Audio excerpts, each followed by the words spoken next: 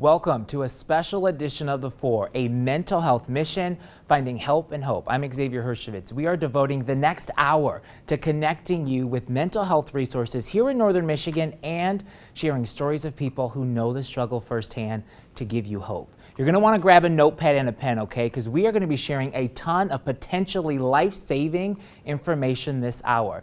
We start with a pretty sobering statistic. 1 in 5 American adults experienced mental illness in 2020, but less than half received some sort of treatment. We've all heard it over and over again. The last 2 years, they've been hard. You know that too. It's brought our mental health to the forefront of the national conversation and even highlighted the ongoing mental health crisis. But how did we get here? Well, there's no question that the pandemic played a huge role. In Northern Michigan, we now have the coronavirus case confirmed. Crisis standards, hospitals are at the brink. Our state of emergency. Michigan's state of emergency broke a daily record. COVID-19 case rate. For COVID. According to the Centers for Disease Control, more than 50% of Americans will be diagnosed with a mental illness or disorder at some point in their lifetime. Psychiatrists say the pandemic has exacerbated problems that were already at crisis levels, not only depression and anxiety, but also substance abuse. SAMHSA's National Survey on Drug Use and Health showed that substance use disorders fully doubled in 2020 from pre-pandemic 2019 data, a 100% increase. All of our lives were turned upside down by the pandemic. Among those impacted the most, young people whose classrooms were suddenly forced onto the kitchen table. Many teens have experienced disruption in their normal lives. That's coming from closed schools, from canceled activities, from an inability to hang out with friends and family. It's an issue with limited solutions. Michigan ranks next to last in the nation for available student counselors. There's a lot of kids, they don't want to address it or they're scared to address it. These widespread struggles have pushed more and more people to speak out about their mental health in hopes of combating the stigma surrounding it. It's the rarest air. There's nobody else occupying it right now, and it's got to be a lonely place at times. Most notably, Olympian Simone Biles, who withdrew from multiple major events on the world stage at the Summer Olympic Games in 2021. At the end of the day, we're not just entertainment, we're humans, and there are things going on behind the scenes that we're also trying to juggle with as well, on top of sports. But for some, this time has proven just too much for them to bear. Earlier this year, former Miss USA Chelsea Chris died by suicide, shocking many of her friends and coworkers. She was a mental health advocate who spoke out just last year on World Mental Health Day. Hey y'all, I do a lot to make sure that I maintain my mental health. And the most important thing that I did is talk to a counselor. Love can build every. Country music legend Naomi Judd had been very open about her battle with depression. She died just weeks ago from what her family attributed to the disease of mental illness. My mama loved you so much, and she appreciated your love for her, and I'm sorry that she couldn't hang on until today. The conversation on mental health is just beginning, and it's our responsibility to continue it. If we don't talk about it, it's not going to get better. And that's exactly what we are going to do this hour. We heard there that substance abuse disorders increased by 100% in 2020. According to the National Center for Drug Abuse Statistics, 9.5 million adults have both a substance abuse disorder and a mental illness. For those battling an addiction, it can sometimes seem impossible to overcome, and for their families, it's a tough battle to help a loved one get through. After 15 times in recovery, yes, you heard me right, 15 times in recovery, a Traverse City man started a podcast to help him cope with his own recovery, but that was just the start. 217 Recovery Podcast. You can get us on your app, which is free, in the Google Play Store and the Apple Store. Corey Winfield has been behind the microphone for over 20 years, hosting successful radio shows in Texas, Arkansas, and here in Michigan. But when the on-air light turned off... When I went home, I would start to drink hardcore and until I passed out and get up and do it again. What were you battling with then? That's the funny thing about it is I didn't know. We're using that as a coping mechanism, and I didn't realize it at the time. It wasn't until a serious health scare that Corey came to a hard realization. I started having this pain in my stomach, and it was really bad. In January of 2015, Corey's liver and kidneys shut down. At just 36 years old, he was in renal failure. And I said if I would have went home that night and went to bed, I would have died. I wouldn't have woken up. I was in the hospital almost a month, so that's a wake-up call. The doctor asking Corey a blunt question. How long have you been alcoholic? And just that term alcoholic, I had a really hard time putting it together that I'm an alcoholic. Was it more or less a moment where you finally were forced to confront it? Yeah, that's the first time I was forced to confront it. He decided he was going to stop drinking. At least he thought that's how this worked. But then a few weeks go by. I thought, I can have a beer again. Them doctors, I'm telling you, they're just trying to kill my fun. Eventually, he decided to seek treatment. A couple weeks, and I'm like, I'm good on that. Yeah. Go back home. Between 2015 and 2019, Corey had entered treatment 14 times. Then, running with the law forced him into treatment for a 15th time, this time in northern Michigan. What do you think it was about the 15th time that really made you change? I went in with a different attitude. And when I was in there, I thought, okay, I can be the guy that's sitting in the corner who hates it and I don't want to be here. Or I could think about it, I'm going to have fun in recovery. And I'm going to learn about myself. His room number where everything started to stick, 217. I started thinking about what I put above alcohol. It wasn't family. Sorry, Mom. It wasn't family. It wasn't relationships. It wasn't my cat. Nothing. Except when I was on the radio. And that's when it hit him. Because it's for me. It was in my blood. It was the one thing, like I said, it was the one thing that I put above alcohol. Was being on the air. Good evening. This is Corey, 217 Recovery. Of course, you go to 217recovery.com. That's our website. He started his podcast, 217 Recovery, as a way for him to cope in the early days of his recovery. There's 16 other guys in the house, and here this guy is walking around with a microphone, wants to start a podcast. Who is this guy? And they looked at me like that, like, who does he think he is? But the podcast caught on, and now, about 3 years later, and over 600 episodes, this is the 217 Recovery Podcast. It's helping people in recovery and their families cope too. From the first episode, I had a vision. Yeah. It was because I felt like I had purpose with it. I was given that hope by that one person, and you never know what person is going to give you that hope. Now, he's giving hope in more ways than one. I started noticing too, like different holes in the system. 217 is also a nonprofit, and Corey's certified by the state to help transport people in need to recovery centers. It's like looking in a mirror. Often driving hours to pick someone up in crisis, and then taking them hours away to seek treatment. When we give people rides like that, it feels so good. There are people who just don't have options, and they need somebody to be able to rely on that can get them there. Christina Burfield is the Director of Community-Based Services for Addiction Treatment Services in Traverse City. He's able to not only just give them a ride, but talk to them about how it's going to go, what it's going to be like, that you're going to make it through, it's going to be okay. And not just give them a ride, but to really make a difference on the way there before they even step through the door. Nearly 200 rides in, it's all about one thing for Corey. Just sharing my experiences with people, and that's the thing about addiction and all of our stories, they're all so similar. I am the Executive Director and founder of 217 Recovery.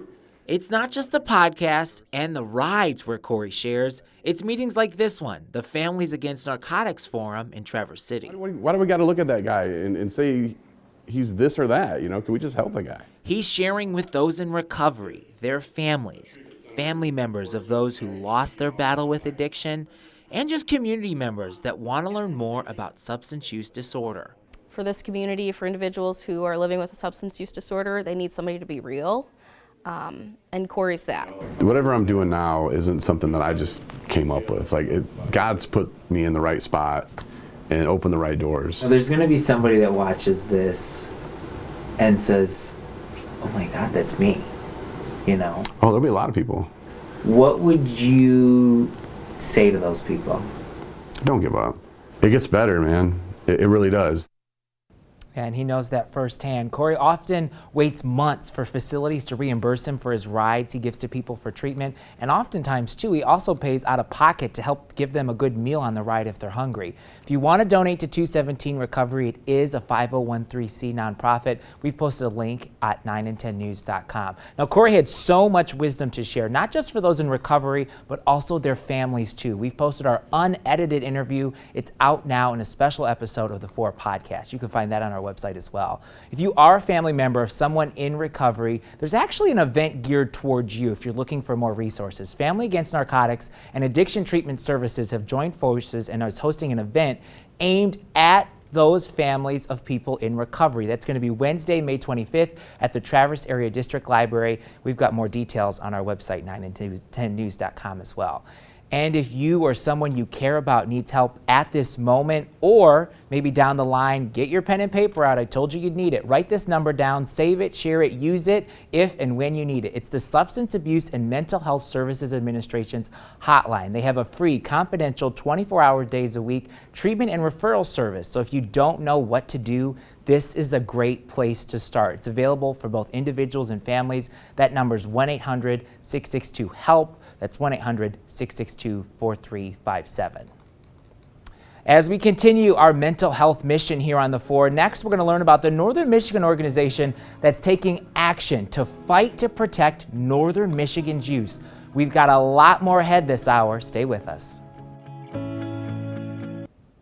Welcome back to the 4. Today we are dedicating the entire hour to shining a light on mental health and looking at ways to help those struggling find help and hope. One age group that's shown a significant rise in mental health concerns are teenagers. The CDC says emergency room visits for mental health issues increased 31% last year for ages 12 through 17. And there are more than 500 people locally working together to help change that. We're joined live now by the founder of Good Works Lab and organizer of We Fight for Northern Michigan's Youth Mental Health, Ty Schmidt. Thanks so much for being with us, Ty. Yeah, you bet. Thanks for having me. You know, we've had you on before to talk about this, but for people that maybe aren't familiar with We Fight, this is really a grassroots effort. This is people from many different industries, whether it's parents, whether it's people in the media like us, just the dentist down the street. This is really a unique way to tackle the mental health issue in Northern Michigan. Tell us how it all came about. Yeah, very much a grassroots effort that came about this past December when the Surgeon General's advisory came out. And it was a bit of a wake-up call for myself and many people like me who are just ordinary citizens. And in that advisory was something that we all have a role to play. And those stats that you spurted out nationally are happening here locally as well. And like most things where action comes from, this was born out of pain, but it's driven by love by almost 600 people who care. So it's a fascinating self-organizing network. And we're really action oriented and looking to protect our kids' mental health. And you guys have really hit the ground running since you first started. Tell us about the events you guys are doing. It's really interesting. You're really working to make a on the ground difference here in mental health. You're not sitting in a room talking about it. Yeah, because I think that the time for that is over. And the time for analyzing, strategizing also over. And the Surgeon General's report has laid out essentially the marching orders. And so we act with urgency. We spin up projects and campaigns almost weekly. And really, I'm not in charge. And everybody's coming to this with different skill sets and perspectives with one mission and one mission only, that's to better protect our kids. You know, when you are talking to these young people, what is that like? One of the things we found in putting this together, but also in conversations with people we know and people with kids, is that right now it is extremely difficult if you are a young person in particular that wants to go seek help. You can't get in anywhere. When you're talking to these kids and you're running into these issues, how are you guys finding ways to kind of combat them and get over the hurdle?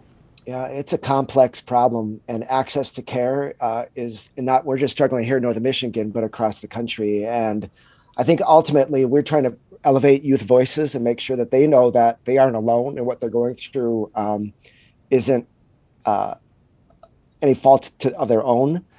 We know that we all have a role to play, even people like myself who really don't even know what I'm doing, but I'm learning, right? So I just went through the mental health first aid training through community mental health to learn those basic one-on-one skills about how to talk about anxiety, how to talk about, pressures nowadays, which are entirely different than when I grew up in the 80s, entirely different. So I think mostly we're just trying to make sure that people here know that they don't need to be professional, but they can learn just basic skills to help our kids. Yeah, and that's so important. And you already have had over 500 people join We Fight. If somebody's watching this and they say, I want to be a part of the change, I want to help this movement move forward, what do they need to do? Well, first, we need them. The kids also need them. And just Google We Fight Northern Michigan or go to the Good Works Lab website, plug in, we loop you in. We have incredible people who will onboard you and orient you to the network. And then we just get to work. Yeah. And I'm proud to be a part of something special that's growing. And I appreciate you, because media, journalists also have a role to play. So I appreciate you, Xavier, for telling these stories. Oh, it's important, and we know it makes a difference. Ty, thank you so much. If you do want to learn more about We Fight, we have those details for you on our website, 9and10news.com. We're going to talk more about kids and mental health with parenting psychologist Rena Patel a little later this hour. Well, Jamie's here with us now, and it's a punctuation symbol that seems simple enough, right? A semicolon. You may have even seen someone with a tattoo of one and wondered what it means. Well, executive producer Jamie Mankiewicz is here to talk about the why behind it. Yeah. So Project Semicolon took off in 2016 after a woman named Amy Bluell lost her father to suicide. It's a symbol that quickly caught on to encourage love and support for those who struggle with depression, suicidal thoughts, addiction, and loss. And here are just a few messages from people from around Northern Michigan who shared their stories with us. My name is Janine Wardy, and I wear a semicolon tattoo in memory in honor of my son Zachariah, who lost his battle with severe depression when he died by suicide in the fall of September 2015. I also wear it to remind myself in my severe depression to take a pause, take a deep breath, and remember the pain that I'm experiencing will not last forever. Hi, my name is Susan. I actually have 2 semicolon tattoos. One is to remind myself that my story is not over yet and helps me through my own struggles with mental illness. The other is in memory of my nephew, who I lost a few years ago to his mental health struggles.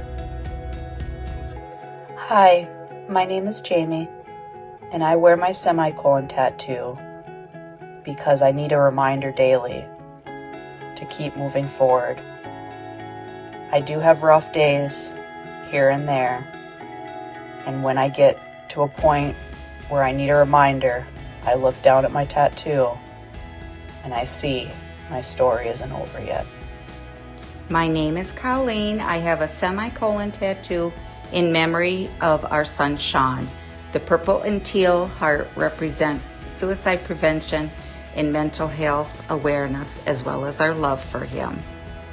My name is Jamie, and I wear my semicolon in honor of Tyler, who gave me the greatest 2 gifts in the world, our 2 little boys. We lost him almost 10 years ago, and I wear my semicolon to remind myself that my story is far from over. And so many people all over are doing the same thing. Jamie, thank you so much for being so vulnerable and open and sharing that with us. I know that wasn't easy for you. Big shout out to photojournalist Megan DeLeo, who put that together for you. But it's a good reminder, and you're gonna see those all over now. You're gonna be at the grocery store and run into people. In fact, Jamie's had a whole weekend where she's ran into people that have semicolon tattoos. And all you have to say is, I really like your tattoo, and it just can start a really great conversation. Yeah, so. and change someone's life. Big thank you too to Janine, Jamie, Susan, and Colleen for helping us spread the word. It's a great time now for us to take a second to remind you that the National Suicide Prevention Lifeline is open 24 hours a day, 7 days a week. You can call 1-800 273-8255. Remember, there is hope. You can also talk with people who want to help you online, or you can text to talk at 741-741. Still a lot more ahead this hour. We'll be right back. Welcome back to a special edition of The Four, a mental health mission, finding help and hope. Mental health is something that we all deal with, including the kids in our lives. Parenting psychologist Reena B. Patel is here with us live to talk with about some things you can do to check in with your kid. Reena, I want to start with the myth. I think a lot of parents out there are under the assumption if we talk to our kids about depression or suicide or any mental health issue, then we put something in their head that wasn't already there. That's just not true, right?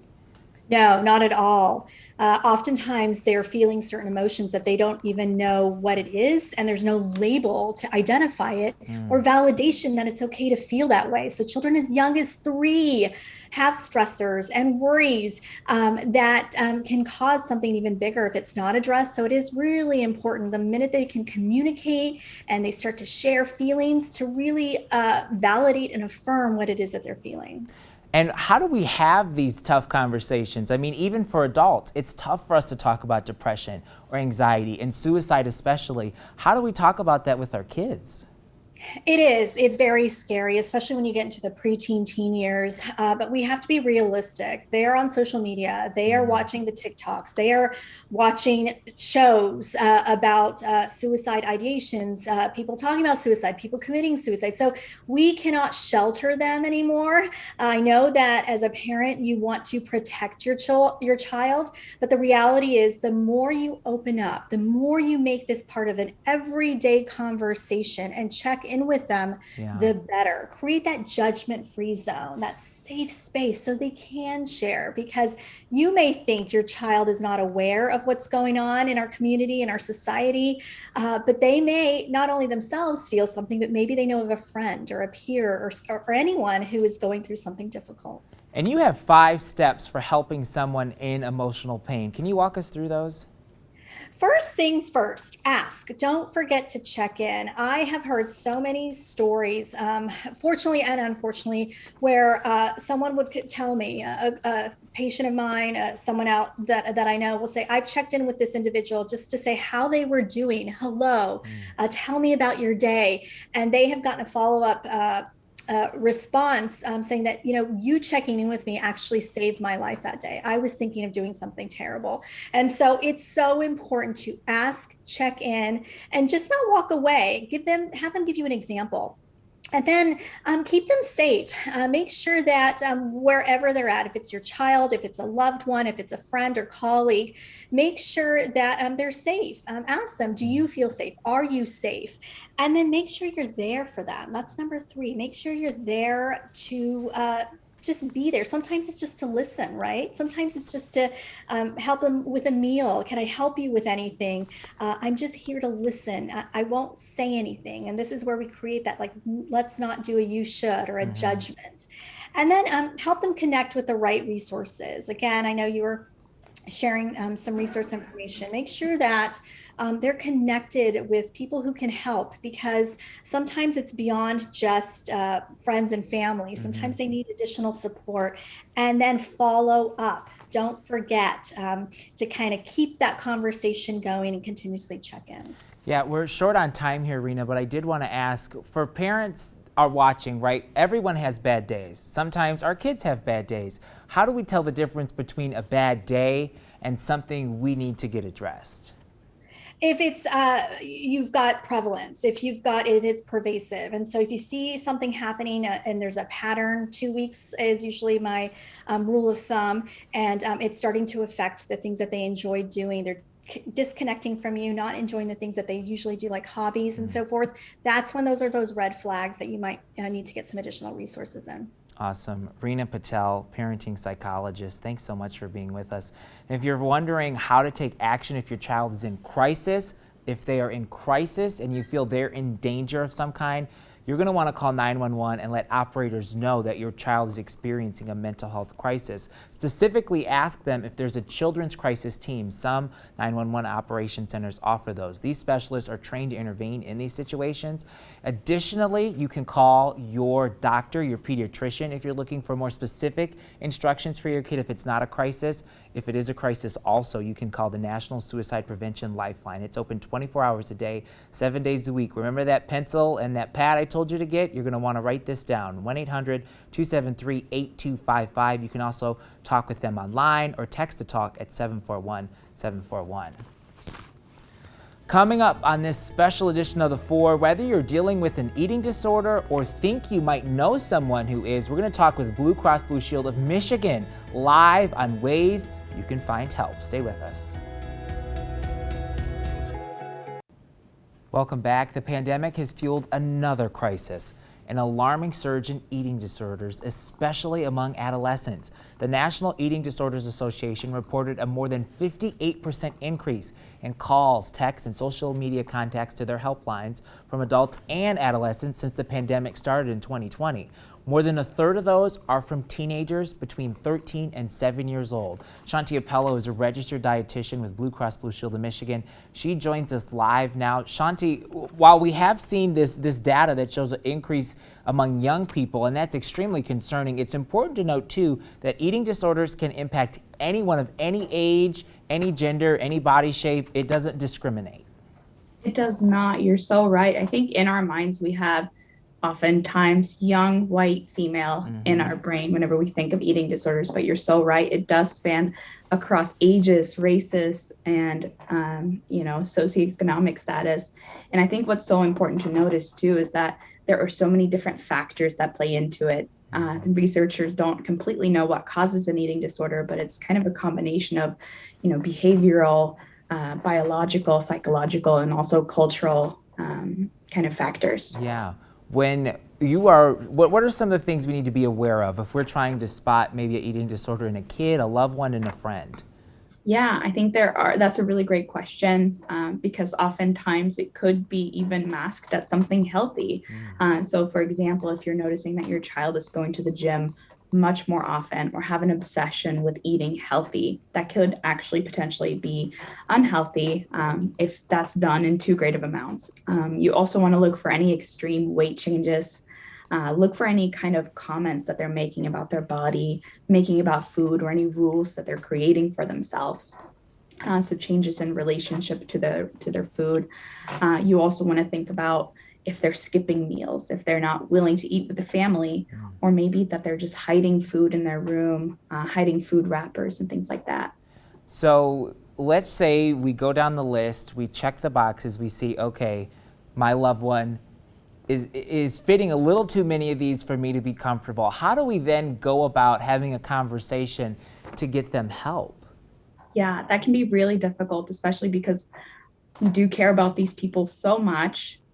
And we want to go about it the best way possible. So some things to keep in mind is to do this in private, just you and that person, and be as non-judgmental as possible.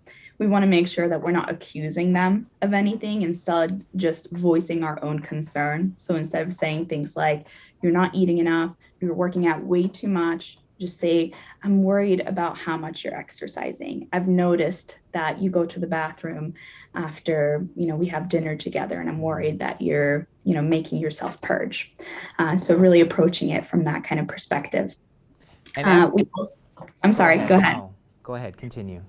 Well, I just wanted to say, finally, we want to encourage them to seek help. We don't want to kind of provide overly simplistic solutions. I think that's what we want to do as someone who cares for them, like just eat, just stop binging.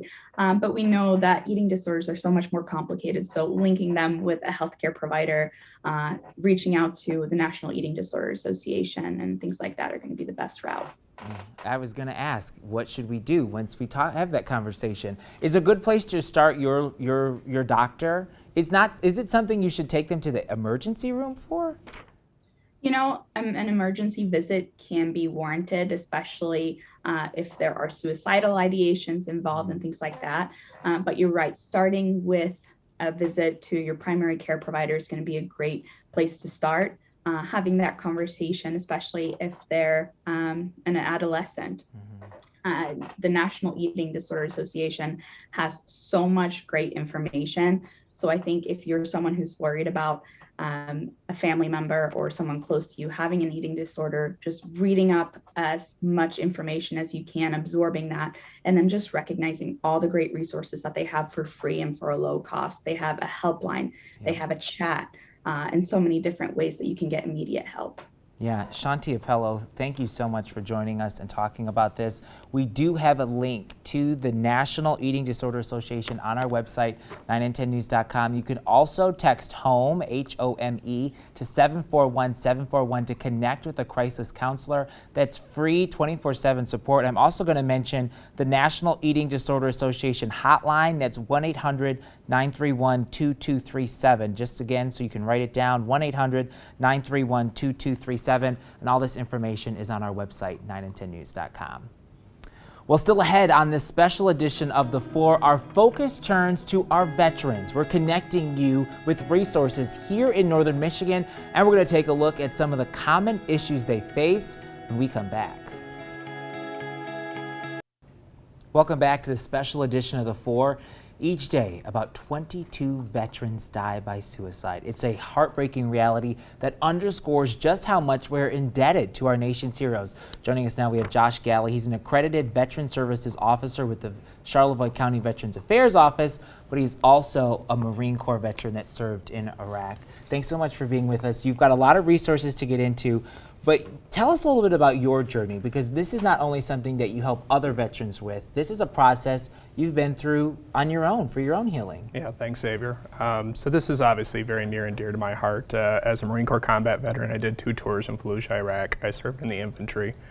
And when I got back, I just jumped back in. My wife and I started having a family, got into my corporate career, and there were lots of resources, but I just kind of heard it, and it didn't really resonate. And then as the years kind of move forward, some of those traumas and things kind of start sneaking up, and I started to struggle with my mental health. Luckily, because of my position as a County Veteran Service Officer, I started networking with a lot of resources and started getting networked in for my own help. Yeah, and now not only do you know this to connect other veterans with, you know what worked for your own personal journey. You have a couple things you wanted to make sure we mention today is some of the most common mental health concerns you've seen with veterans, obviously both in your professional life but also in your personal experience. Let's start with combat-related post-traumatic stress disorder. I think a lot of people think we know what that means, but what have you seen? Yeah. So obviously post-traumatic stress disorder is not specific to a veteran. You can have traumas, anybody can have a trauma, but a combat-related trauma is somebody that's been in a firefight or been in a combat zone and they've seen life and death flash of the eye, and they've been in that circumstance. They watched a buddy go down. I experienced it myself. I watched Marine soldiers, other service members, fall in battle. We had to pick them up and medevac them, and sometimes I even helped to escort them as they were being triaged. That takes a toll on an individual. I don't think as human beings we're supposed to see all that violence. And so combat-related post-traumatic stress is a different beast. It's something that most people don't understand. Yeah. But it doesn't take a combat-related veteran to help another veteran that's going through that. Anybody that's been through any kind of trauma, the best way to help is just to be present and just use active listening. Listen to their situation and then try to help them however you can. Network them into some resource, some provider. Sometimes just being a friend and listening is a really good resource. Yeah, you mentioned any kind of trauma. Another big thing you see a lot is military sexual trauma. We've seen a lot of reports of that. CBS News did an investigation into that recently.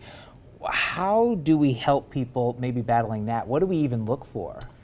So one of the telltale signs, I think, of what we call MST, military sexual trauma, is people tend to be not very trustworthy of others after their assault or after their traumatic experience. And it's not something that women deal with. Both men and women in the military can suffer from this particular situation. military commands and our government are doing a lot to address it, but when they get back to hometown USA, there aren't always resources specific to that kind of trauma. Again, it's just actively listening to them and trying to get them into the right resources. And this next one's pretty interesting because it's kind of broken up in a couple different areas. You mentioned physical, physiological, and financial security. It's not just having this sense of being hyper vigilant, hyper protective of those around you, but also many veterans also face financial issues, which then cause them further mental health issues, right? Yeah. So I've heard you on your show already in your podcast talk about breaking the stigma. There's a stigma around veterans, particularly with mental health. If you raise your hand and ask for mental health resource, everybody, if you're a veteran, and especially if you're a combat veteran, everybody assumes that you're going to be homicidal or suicidal. You see all these shootings, you see all this stuff going on in the news, and unfortunately, that's a stigma and that's a stereotype that unfortunately hits combat-related veterans with their post-traumatic stress, and even those suffering with MST, it hits them a little bit harder. It puts this stigma of, I don't want to say anything, I don't want to speak out, especially to an employer. I don't want to speak up to my employer for fear of retaliation, discrimination. I might lose that job, I might not get that promotion, I might get transferred. Those are all real situations that we have to continue to address and talk about, and it's really just about having these honest conversations to just reduce that stigma. And you work every single day to help veterans overcome these issues and a slew more. You've put together, Josh is really the guy to have around if you need to help with a veteran. He put together this resource for you. We've posted on our website, 9and10news.com. But just talk a little bit about the resources available to veterans in Northern Michigan, because a lot of times there's so many things, we talked about it earlier, where you can't get in to see someone. There is help available for veterans here, right? Absolutely. So here in Michigan, we have the Michigan Veterans Affairs Agency. They have a call center, 1-800-MICH-VETS. And if you call, you can actually get referred into counselors at a county, at a city level, all across the state of Michigan, and it's a really good resource. Nationally, obviously, the Department of Veteran Affairs has the crisis hotline. You can call that number. There's also online chat. If you are somebody that's on the internet, there are endless resources on the Veterans Affairs website. You just have to type in mental health at va.gov. And there's even this quick resource link. So even if you're not really good with the internet, if you just click on this link, there's endless phone numbers and resources there. And those are just some really good places to start. And we have all of that on our website right now, 9and10news.com. One thing I did want to mention too is you, of course, are a part of the Charlevoix County Veterans Affairs Office. There's those offices in counties all over Northern Michigan, right? Absolutely. So we have the Michigan Association of County Veterans Counselors. This is counties that have offices just like mine, like in Charlevoix County. They're all across our state. Only a couple counties in our state don't have an officer in their local county, but there's plenty of resources, places to reach out. And the nice thing is most of these service officers are veterans themselves or have been working with veterans, so they're knowledgeable. They have those networks, so if you call them, they can get you to the right place. They've been there. They don't just know it professionally, they know it personally, because if they haven't been through it, they know of a brother, sister, somebody that has. Yes. Yeah, Josh, thank you so much for coming in. Thank This is you. really helpful for us. If you want to learn more about anything we've talked about or connect with Josh Galley, head to our website, 9and10news.com. It's a great time to give you that lifeline one more time again. That is the National Suicide Prevention Lifeline. It's 1-800-273-TALK. That's 1-800-273-8255. Again, its help is available 24 hours a day, 7 days a week. If you get your phone out right now and put that number in there. This is a great number to have on standby at all times, because the truth of the matter is you're never going to know when you need it, whether it's for yourself, whether it's for a loved one, whether it's for someone you just happen to pass at the grocery store. Get your phone out, put the National Suicide Prevention Lifeline, 1-800-273-TALK. A lot more still ahead. Stay with us.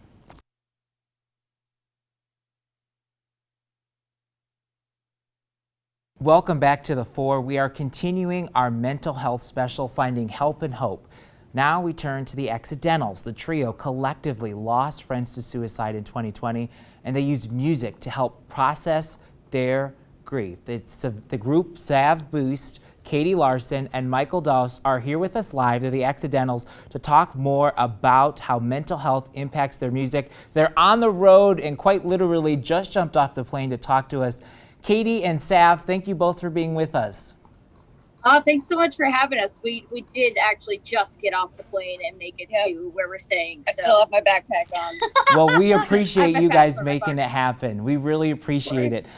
We were going through your songs, and we've learned that a lot of your songs have a real deep meaning that's tied to mental health. We're going to hear your song Go Getter here in a second. Why is that a topic you all want to share through music? Music has always been pretty therapeutic for the two of us. We treat it like a form of free therapy, and it's a good way to talk about, things that are stressing us out, or even, the multiple stages of grief that somebody can go through. So it's really important for us to write about those topics, not just because, good music comes from a place of honesty, but also because it helps us work through some issues we might not otherwise take on. And this song in particular that we're going to hear, Go Getter, it's about the loss of your childhood friend, Noah. He died by suicide in 2019, and some other members of the group experienced a similar loss. Tell us about this song and why you call it the mantra for life. I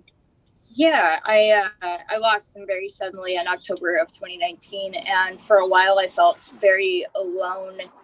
Because the world shut down shortly after that, I felt very alone in the grieving process for a while. But one of the things that helped was to talk about, even when I felt like I couldn't put anything to words, I started to try and find different ways to describe how I felt. And that seemed to take a load off, even just to write down little fragments and pieces of that. But I took a quote from Tony Bennett about Amy Winehouse that said, life will teach you how to live. You just have to live it long enough. And I paraphrased it, but that stuck out to me as, a mantra for how to keep going day to day, even when it's really difficult. And even when it seems like there's not more lying ahead for you. I think there always is. You just have to live long enough.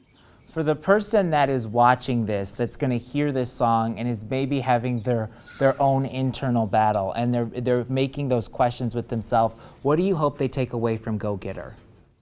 I hope they know that there are pathways to healing ahead, no matter how bleak it seems, and that oftentimes it is an impulse that can be overridden by seeking out. There are multiple helplines, and there are people who care about you, even when it really doesn't seem like it. There always is someone who is actively cares that you're alive and cares about your existence. And you have no idea how much will be left behind by one moment of impulse or action. So, Thank you both so much for joining us live this afternoon. Here's the Accidentals with their song, Go Getter. It's a song that's become what they call their mantra for life.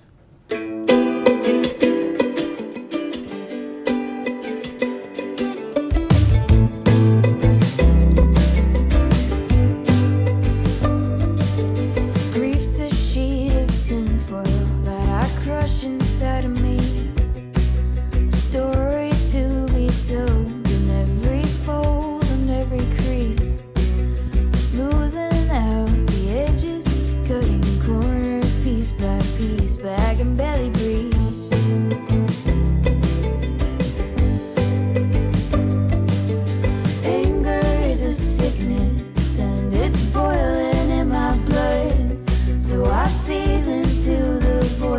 Left behind with every thud of the door that leads to healing. When I come close, it swings shut. Well, I've had enough.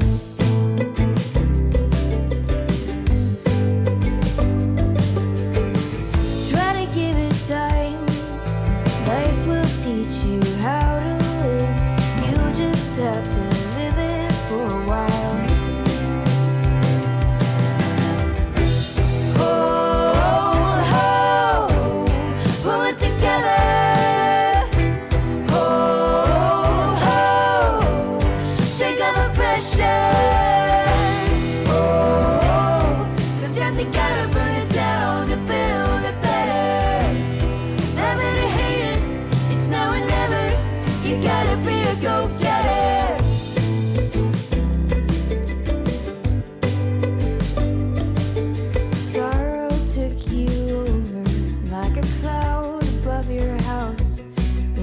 Built it for your burdens, more we're coming unannounced. Now, we've only began to scratch the surface when it comes to mental health. To be honest with you, we could spend an hour each day for the next month and still just be getting started. I want to take a moment to send a big thank you to everyone who shared their story with us today. We feel honored to be able to tell it. And we want to thank our entire team here on the 4 to help put this special together. If you take nothing else away from today, remember this: there is always someone there to help. And no matter how dark the storm gets, there is always